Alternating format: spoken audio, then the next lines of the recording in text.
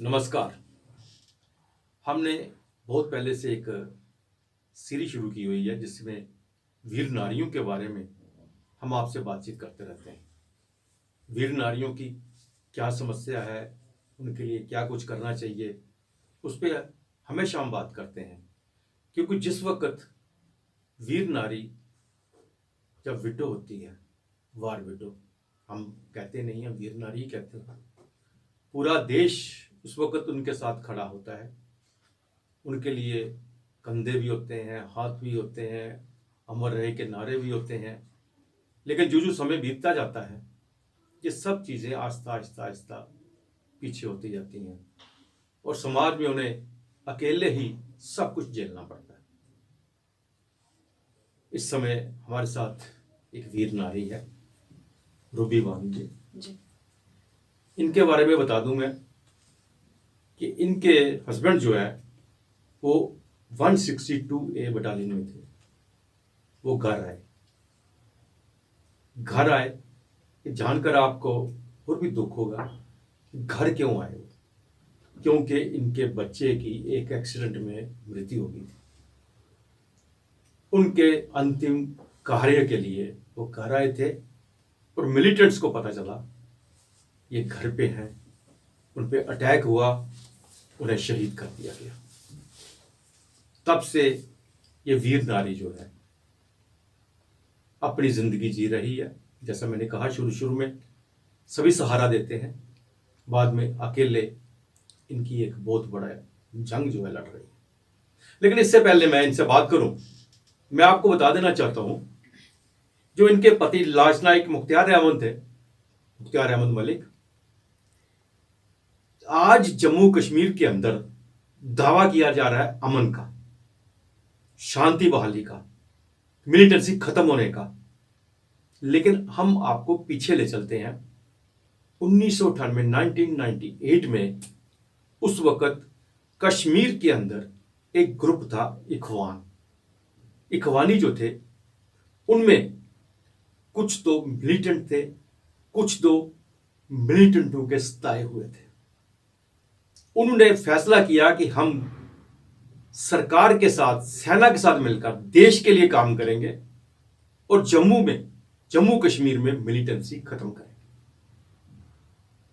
उसमें आपकी नॉलेज में होगा, कुक्का परेवी एक उनके नेता थे, जो बाद में एमएलए भी बने और उसके बाद वो भी शहीद हो गए।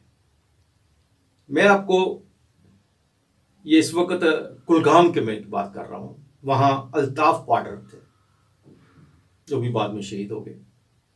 50 इखवानी जो थे वो सेना के साथ मिलकर, उन्होंने कुछ ने सरेंडर किया था, कुछ जो ऐसे थे जिनको मिलिटेंट्स ने उनके घर में किसी न किसी की हत्या की थी, वो मिलिटेंट्स से सताए हुए थे। वो साथ मिलके, सेना के साथ मिलके अमन शांति की बहाली के लिए काम करते रहे। सेना और पुलिस को उनकी बहुत मदद मिली। यहां भी कहीं जाना होता था उनका सहारा लेते थे, और अगर जरूरत पड़ती थी तो उनके पास वेपन होता था, उनको भी गोली चलानी पड़ती थी।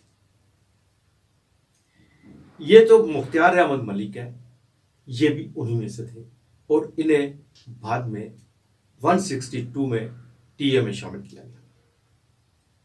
समय जो ही बदला, 50 वो जो वहां के जो थे उनमें से 20 तो शहीद हो गए और 30 के परिवार रह गए। 30 परिवारों के लिए उस वक्त कुलगाम में यूसुफ तारेगामी एमएलए थे। उनको बचाने के लिए वहां एक प्लाट बंदी की गई, जिसमें से इनको 5-5, 4-4, 6-6 मरले के प्लाट अलाट किए और इन्होंने अपनी पूरी जिंदगी की कमाई जो है उन घरों में लगा दी, मकान बनाने में लगा दी। लेकिन आज तक इनकी सबसे बड़ी समस्या ये है कि आज तक वो प्लाट इनके नाम नहीं हुए हैं। इनको इस्तेमाल किया, इन्होंने शहादत दी, देश के साथ खड़े हुए, और अब इनकी समस्या सुनने के लिए कोई आगे नहीं आ रहा। जबकि आज जब हम अमन की बात करते हैं तो आज जो अमन है इन्हीं लोगों की बदौलत है। रूबी भानु जी, आपका बहुत बहुत स्वागत है जी। और मेरे साथ हैं ब्रिगेडियर हरचंद सिंह जी। जैसा आप जानते हैं कि इनके लिए और इनकी पत्नी बहुत काम कर रही हैं। आपकी जब 1998 के बाद जब आपको प्लाट अलाट हुए, जी सर, उस वक्त क्या कहा था सरकार ने? उस वक्त एमएलए हमारे मोहम्मद यूसुफ तारगामी थे और उस टाइम ब्रिगेडियर अलावत साहब थे, उस टाइम जी। फौज के ब्रिगेडियर वहाँ। तो उन दोनों ने मिलके वहाँ उसका उस टाइम वो किया है, स्वागत किया है हमारे साथ। मान लो कि हमारे साथ मिलके उसका वगैरह वो डोजर वगैरह लगा के उस ज़मीन को वहाँ प्लान किया गया और फिर हमें वहाँ रहने का बंदोबस्त बनाया गया हमारे लिए। क्योंकि हम लोग वो लोग थे जिन्होंने अपने घर छोड़े थे। हमारे घरों में बड़े बड़े घर हैं, ज़मीनें हैं, बाग है, सब कुछ है हमारे घरों में पीछे, लेकिन कोई इखवानी अपने घर में जा नहीं पाता है। न पहले 198 से आज तक कोई इखवानी अपने घर में एक रात को भी रह नहीं सका है। अब वो आपके सामने मिसाल है कि मेरा बेटा शहीद हुआ था कार एक्सीडेंट। मेरा पति उसी को दफनाने के लिए घर आए तो पीछे से मिल्टन आके उसको उसी टाइम शहीद किए। यही हालत हर इखवानी की है और हमें बहुत दुख के साथ ये कहना पड़ता है कि 198 से आज तक हमारी उस जमीन का कोई फैसला नहीं हुआ है, आज तक हमारे नाम पे नहीं की गई है। जबकि मान लो कि गवर्नमेंट चाहे तो 1 मिनट में भी हमारे साथ कुछ भी अच्छा कर सकते हैं, लेकिन हमारे साथ कोई ताउन नहीं देता है। ये बड़े दुख के साथ कहना पड़ता है। सबसे बड़ी समस्या इन इखवानियों की है, इन्होंने आतंकवाद खत्म करने के लिए आर्मी का साथ दिया, चाहे जहां गन की जरूरत पड़ी गन लेके गए, या खुद की जाना पड़ा, कहीं भी कोई भी इनके मिलिटेंट्स के अगेंस्ट कार्रवाई होती थी, यही ग्रुप उनके साथ देता था। आज समस्या यह है कश्मीर के अंदर कि ये लोग मिलिटेंट्स के तो टारगेट है ही है, उसके साथ जो लोकल जो है वहां पे वो भी इनसे दूर भागते हैं। पुलिस इनके साथ नहीं है, बिल्कुल नफरत कर। आर्मी ने सहारा दिया। समय के साथ साथ जब भी कोई नया आर्मी ऑफिसर आता है, वो अपनी नए जो रूल जो कायदे हैं वो दिखाता है, इनका कुछ भी आज तक बना नहीं है। तो ये एक समस्या बहुत बड़ी है वहां पे। जी सर। तो उसमें आपको क्या दिक्कत आ रही है? सबसे बड़ी दिक्कत ये आ रही है हमारी कि हम जितने भी वहाँ सिविल लोग हैं उनके साथ हम एडजस्ट नहीं हो पाते हैं, क्योंकि जो इखवानी थे उनके साथ जितने भी कश्मीरी हैं पीछे, वो सभी उनके साथ नफरत करते हैं। उसमें हमारे खुद के कुछ रिश्तेदार भी आते हैं जो हमारे घरों में आना भी पसंद नहीं करते हैं। मान लो कि अलग सी एक कम्युनिटी बनी है, इखवान जो है वो एक अलग सी कम्युनिटी बनी है, और जो इखवान कॉलोनी है वो एक अलग सा वो हिसाब बना है वहाँ इखवान कुलगाम में। तो हमारा रहना बहुत मुश्किल है। क्यों नफरत करते हैं आपसे? क्योंकि जो हमारे पति लोग हैं उन्होंने मान लो कि मिलिटेंसी के खिलाफ उस टाइम वो किया है और आर्मी का सपोर्ट कर लिया है, बस वो ही वजह है। बाकी और कोई किसी इखवानी का कोई निजी मामला नहीं था, ना कि किसी इखवानी का कोई पर्सनल मैटर था। बस उनका मैटर यही था कि उन्होंने उस टाइम गवर्नमेंट का सपोर्ट किया है। ब्रिगेडियर साहब, आपने बहुत इनके लिए काम किया है। इनकी समस्या यही नहीं है एक कि इनके घर इनके नाम नहीं है, या इनका जो है local hated by local, hated by militants. इसके अलावा इनकी और भी बहुत सी समस्या है। किस तरह से आप इनके लिए कुछ कर सकते हैं, इनके लिए उस सब समस्याओं के लिए किस तरह से? अब सबसे बड़ी समस्या ये है कि आर्मी ने अगर इनसे कोई काम लिया है, उसके बाद वो ऑफिसर चला गया, दूसरा आया और किसी केस में किसी इखवानी को पकड़ के अंदर कर दिया है, वो आज तक अंदर ही है, कोई पूछने वाला भी नहीं है उसको क्यों किया, जबकि वो इनके साथ रहे हैं। ये बात कोई उन्होंने कत्ल नहीं किया, कुछ नहीं किया, ऐसे भी केसेस सामने आ रहे हैं। मैं सबसे पहले इसको कहूँगा कि हमें एक ब्रॉडर प्रोस्पेक्ट पे ये चीज़ देखनी चाहिए। जो ये छोटी छोटी चीज़ें होती है ग्रास रूट लेवल की, उनका इम्पैक्ट बहुत ऊपर होता है। टेररिज्म जो है वो क्यों होता है, क्यों पैदा होता है? कुछ रीजंस हैं जो किताबी रीज़न है और वो ज़मीन पे भी अप्लाई होते हैं। जैसे आपको पता है इकोनॉमिक रीज़न, नौकरी का या अवसर नहीं होना या अपना कोई इंडस्ट्री वगैरह चलाने का नहीं होना। गुड गवर्नेंस जहाँ यहाँ इलेक्शन हुए था आपको पता ही था, जब उस इलेक्शन में कुछ गड़बड़ हुई थी तो उसकी वजह से ये यहाँ की इंसर्जेंसी भड़की थी 90s में।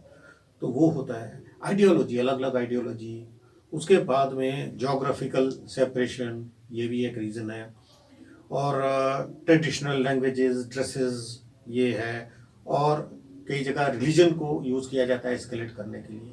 लेकिन सब चीज़ों में एक चीज़ कॉमन है, वो है ह्यूमन माइंड, जी, हमारा दिल और हमारा दिमाग। इसलिए कहीं पे भी टेररिज्म की समस्या होती है, इंसर्जेंसी की समस्या होती है, दिल और दिमाग को टारगेट बनाया जाता है इंसर्जेंट्स द्वारा भी, या जो हमारे एनिमी है उनके द्वारा भी, जैसे पाकिस्तान और चाइना वगैरह कर रहे हैं, और हमारे जो गवर्नमेंट है उसके द्वारा। ये ख्वानीस का केस एक टिपिकल केस है, बिल्कुल, जहां पे हम लोगों ने इस चीज को नहीं पकड़ा। ये हमारे लोग हैं जो इंसर्जेंट्स होते हैं, टेररिस्ट होते हैं, वो भी हमारे लोग होते हैं, जिसको हम बोलते हैं भटक गए हैं, उनको हमने रास्ते पे लाना है। और अलग अलग तरीके होते हैं, कुछ होते हैं हार्ड किल होती है, कुछ होती है सॉफ्ट टारगेट होते हैं, तो उसको अलग अलग तरीके से किया जाता है। अभी आप देखिए, ये एक ऐसा केस है कि इंसर्जेंसी पीक पे है, कुछ लोग जो हैं जिनका दिमाग में आया नहीं हम गलत कर रहे हैं, वो देश के साथ चलना चाहते हैं। मैं तो उनको कहूँगा कि वो बहुत बहादुर लोग हैं। और उनकी छोड़िए, उनकी फैमिली की देखिए कि उनकी फैमिली को कितनी परेशानियों का सामना करना पड़ता है। ये बहुत बहादुरी की बात है कि आप अपने मासिस के अगेंस्ट में जाके और इस तरह के डिसीजन लेते हैं, क्योंकि लोगों की सोच कुछ हो रहा है और आप उसके खिलाफ काम कर रहे हैं। तो यही हुआ। और उसका एक केस है, मैं आपको बता रहा हूँ, ये ज़मीन का है, कि आज तक 98 में जो ये अलॉटमेंट की गई थी अनऑफिशियल और इनको बसाया गया था, आज तक इनके नाम पे नहीं की गई। हालांकि ये केस जब एक बार मैंने इनके साथ इंटरेक्ट किया तो उसके बाद में ये केस अलग अलग चैनल से गवर्नमेंट के पास गया है। लेकिन मैं ये कहना चाहता हूँ, इन चीज़ों में अगर हम हार्ट एंड माइंड की बात कर रहे हैं, देशभक्ति की बात कर रहे हैं, नेशनलिज्म की बात कर रहे हैं, फैसले जल्दी होने चाहिए। फैसले जितने डिलेड होंगे तो justice delayed is justice denied. अब इनका दिल देखिए ना, इनका दिल देखिए, इनके बच्चों का। इस वजह से ये देखो ना, ये बहुत बुरी चीज है कि जबकि इनके बच्चों के साथ समाज मिलना नहीं चाहता, कश्मीर इनका साथ नहीं देना चाहते, क्योंकि इन्होंने मिलिटेंट्स के अगेंस्ट सरकार का साथ दिया था। सरकार के हालात बदल गए हैं, सरकार शायद इनकी तरफ वो ध्यान नहीं दे पा रही। इस वक्त वहां पे इतनी जरूरत नहीं इनकी है। इनको अपने रिश्तेदारियों में से अपनी शादी विवाह करने में भी दिक्कत आ रही है वहां पे कश्मीर के अंदर। अगर मैं गलत ना, ठीक कह रहा हूं? जी सर। मैं इसी के ऊपर आपको बताना चाहता हूँ। अभी पिछले महीने मैं इस खास वजह से मैं कुलगांव में गया, अपनी वाइफ के साथ में गया, क्योंकि मैं ऑन द ग्राउंड लेवल देखना चाहता था ये असेसमेंट, क्योंकि जो हो रहा है उसके अलावा जो दिमाग का गेम है वो बहुत ज़रूरी है। तो मैंने इनके बच्चों से बात की जो इख्वानीस के बच्चे हैं, और आप हैरान होंगे कि जहां हम सोचते हैं कि इनके पिताजी फौज में थे या उन्होंने देश का साथ दिया, बच्चों को तो पॉजिटिव होना चाहिए, देशभक्ति की भावना होनी चाहिए। लेकिन जिस प्रकार से उनका इस्तेमाल, मैं तो नहीं कहूँगा, ये उनके वॉलंटियर थी, हमने उनका साथ दिया और उसके बाद हम साथ नहीं निभा रहे। दोस्त का साथ ना निभाए तो वो बहुत चुभता है। दुश्मन के साथ में आप दुश्मन हैं, दोस्त और आपके भाई आपके साथ में होने चाहिए। उन बच्चों की मन स्थिति देखिए, और मैं बहुत साफ लफ्जों में कहता हूं, उनको पसंद नहीं है कि उनके पिताजी ने कुर्बानी की। वो कह तो नहीं सकते, करते हैं सर। वो बच्चे भी अपने हैं। बापों से नफरत करते हैं कि इन्होंने ये कदम क्यों उठाया था, जिसकी वजह से हमें झेलना पड़ता है, क्योंकि अब बच्चों को भी बहुत ज्यादा झेलना पड़ता है सर। आपने ऐसी जब ये प्लॉट्स वगैरह बने थे उस वक्त तारिक आमिर जो थे उनसे बाद में बात की कि क्या बात है, हमारे नाम क्यों नहीं हो रही है? नहीं सर, मैं तो कभी नहीं गई हूँ, पता नहीं पीछे से कोई गया है, लेकिन मैं तो इसके बारे में कभी नहीं मिली हूँ सरकार। लेकिन मैंने क्या किया है सर, मैंने डिविजनल कमिश्नर साहब को इसके बारे में एप्लीकेशन दी थी, सैनिक भवन ये श्रीनगर में एप्लीकेशन भेजी थी डायरेक्टर साहब को, जो सैनिक भवन के डायरेक्टर हैं इस टाइम शान साहब, उसको भी मैंने इसके बारे में एप्लीकेशन, और उन्होंने यहाँ से भेजी भी है वापस उस एप्लीकेशन का, मान लो कि उन्होंने वहाँ यहाँ से जवाब भी भेजा था, वो भी मैंने डीसी ऑफिस कुलगाम में जमा किया है, लेकिन अभी तक और कोई कार्रवाई नहीं हुई। और ड्यूकाम सर ने मुझे खुद व्हाट्सएप पे भी उस में ये लिखा था एक बार कि आप डीसी कुलगाम से मिलो, फिर मैं डीसी कुलगाम साहब से भी मिली थी उसके बारे में, तो डीसी कुलगाम ने बोला है कि हम भेज देंगे इसके कागज, लेकिन अभी तक कुछ नहीं हुआ है सर। अब ये फरवरी से केस चल रहा जी, है, जो मतलब फरवरी से ऑफिशियली चलाया है। और क्योंकि शुरू में मैंने जब इनसे पूछा था जमीन किसके नाम पे है, तो इन्होंने बताया ये हमने एक, मैंने ऑर्गेनाइजेशन का मैं सदस्य हूँ NCCHW का, ये भी उसकी मेंबर है, तो मैंने इनसे पूछा, इन्होंने बताया कोई कागज नहीं है। तो पॉइंट ये है कि अगर कोई हमारे पास एक मसला आता है, उसकी प्रायोरिटी सबकी अलग अलग होती है। अगर गवर्नमेंट कुछ, आपको मालूम होगा शायद 1 साल पहले की बात है कि जो मिलिटेंट के बच्चे हैं उनके लिए गवर्नमेंट ने सैंक्शन कर रखा था एक्स ग्रेशिया या तो अगर कॉलेज में सीटें भी अगर वो जरूरी है, हाँ। तो ये जरूरी क्यों नहीं है कि जिन लोगों ने समाज के खिलाफ खड़े होकर देश के साथ खड़े होने के लिए जरूरत किया, अपना साथ दिया, और उनके मसले जो है हम उसको जल्दी नहीं करना चाहते, उसको हम प्रायोरिटी नहीं देते। अब इसी के साथ में कनेक्शन में आपने दूसरी प्रॉब्लम पूछी थी, वो मैं आपको बताना चाहूँगा कि जब इन्होंने 1998 में एक ये इख्वानीस का एक शुरू हुआ, लहर शुरू हुई, उसके बाद में ये लोग आर्मी के साथ मिलके जो भी टास्क दिया जाता था उसको करते थे। और 2004 में 162 TA बटालियन, इन्फेंट्री बटालियन को बनाया गया, जिसके अंदर में सेलेक्टेड लोग हैं जिनको पुलिस से वेरिफिकेशन वगैरह हो गया, उनको भर्ती किया गया। इनके रूबी बानो के हस्बैंड भी उसी के तहत इसमें थे। अब इसमें से एक केस मेरी नज़र में दोबारा आया 2001 में। उस समय जब ये 162 TA नहीं बना था, ये आर्मी के साथ में वहाँ 9 RR होती थी श्रीनगर में, उसके साथ में मिलके काम करते। तो बाकी जगह भी अलग अलग बटालियंस होंगी, तो इख्वानीस उनके साथ मिलके काम करते थे। 2001 में एक केस आया जहाँ इनको टास्क दिया गया, ये 5 लड़के थे इख्वानी, किसी को लेके और आर्मी कैंप में 9 RR के आना था, जो उन्होंने किया। लेकिन उसके बाद वो जो शख्स था वो अपने घर वापस नहीं पहुंचा, तो एक FIR लॉन्च हुई 2001 में, जिसका फैसला भी 2010 में अदालत ने दे दिया, जिसके मुताबिक कि इस केस को बाकी परस्यू नहीं करना। ये जो 5 आदमी हैं इनको इसके बारे में, ये इसमें लिप्त नहीं है, दे आर नॉट एक्यूज्ड। अभी वो केस अभी तक चल रहा है, हैरानी की बात है। और जिसके अंदर में दो व्यक्ति तो मारे जा चुके, मर गए हैं। 2 व्यक्ति जो है वो एक्स सर्विसमैन है, जो फरवरी में रिटायर हुए, फरवरी 2021 में। अब लगाइए 2001 का केस है, 2021 में वो रिटायर होके आते हैं, और 2022 में ये केस अदालत में जाता है, चार्जशीट प्रस्तुत की जाती है पुलिस द्वारा।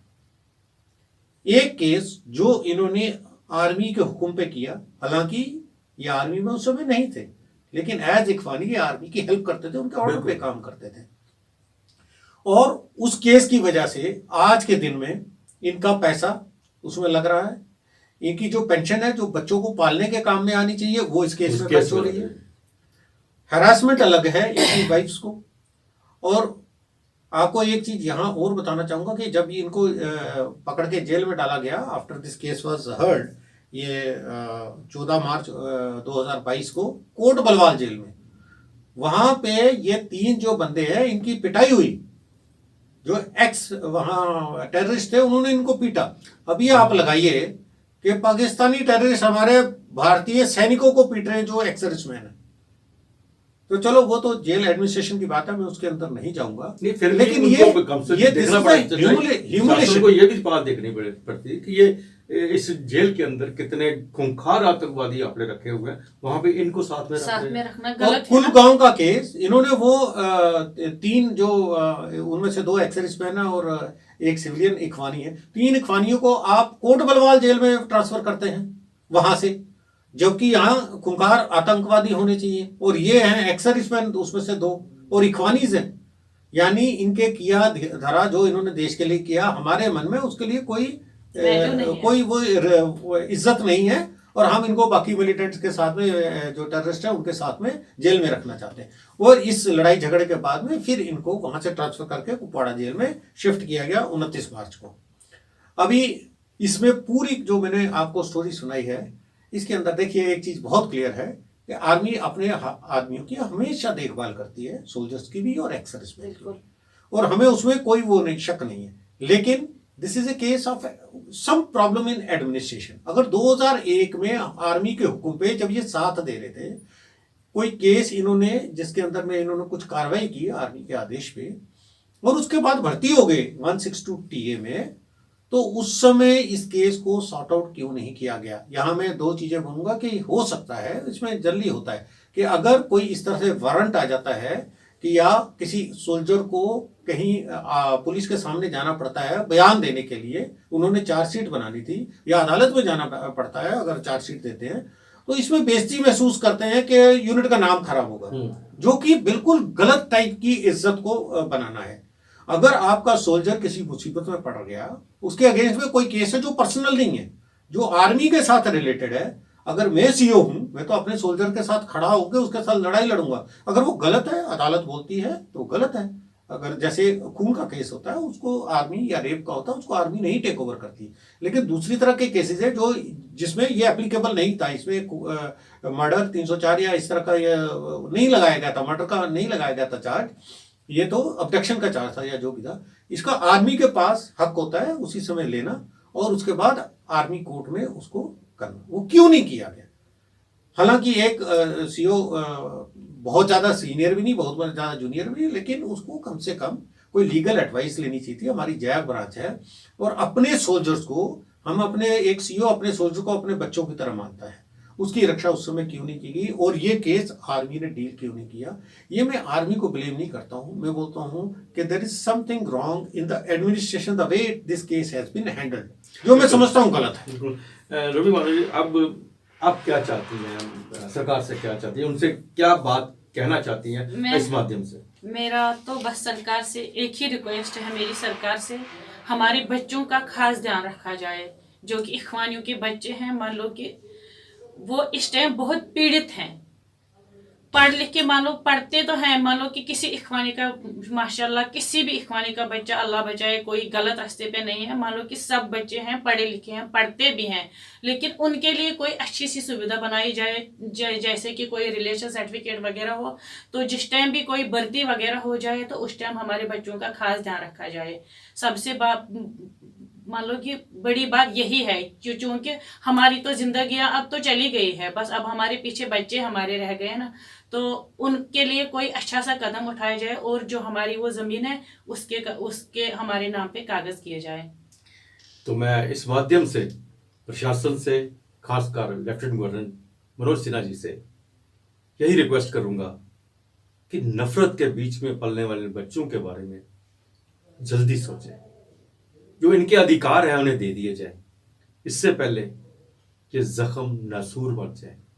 जिन लोगों ने वहां अमन और शांति लाई है उन लोगों के लिए बहुत मुश्किल हो जाए इस तरह से जिंदगी गुजारना, उससे पहले कि कहीं वो गलत कदम ना उठाएं।